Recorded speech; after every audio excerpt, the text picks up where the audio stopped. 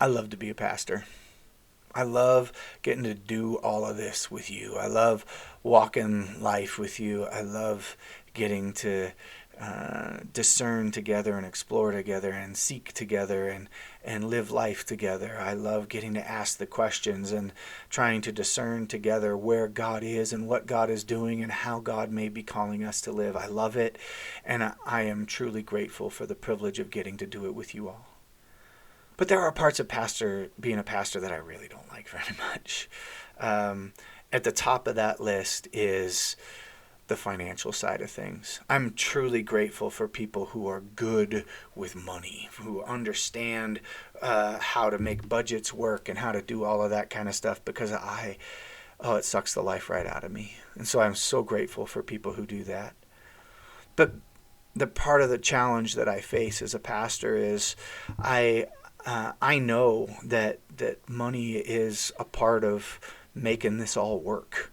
That we have to have money in order to, we have to have the resources to keep the lights on and to pay our staff and to keep the building up and to do the ministry that we want to do. One of the things that we have worked hard on as a session over the last couple of years is trying to make sure that we are taking that money that is given to us and using it in a way that is consistent with our values. We try to give 10% of what you all pledge and what you all give, and we use that money for mission in our community and around the world. We give through our mission. Our mission committee, our community outreach committee, we give to the Denver Presbytery for their mission projects, and when needs arise, we try to be as benevolent as possible, because we think that matters, and it makes sense that if we're going to ask you to give of your resources for the sake of this community, then we need to do the same thing, and that's something that we take very seriously as a session and as the leadership of this church.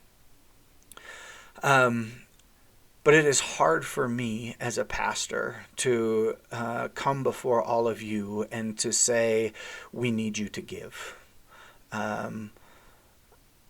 But the truth is, the church does need you to give.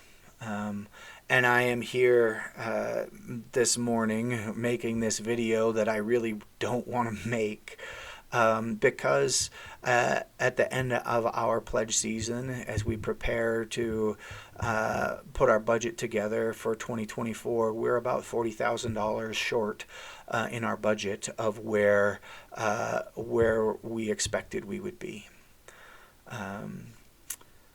And so I would like to ask you to consider if there is a way that you might be able to give that you haven't before. If there might be a way that you can find to give,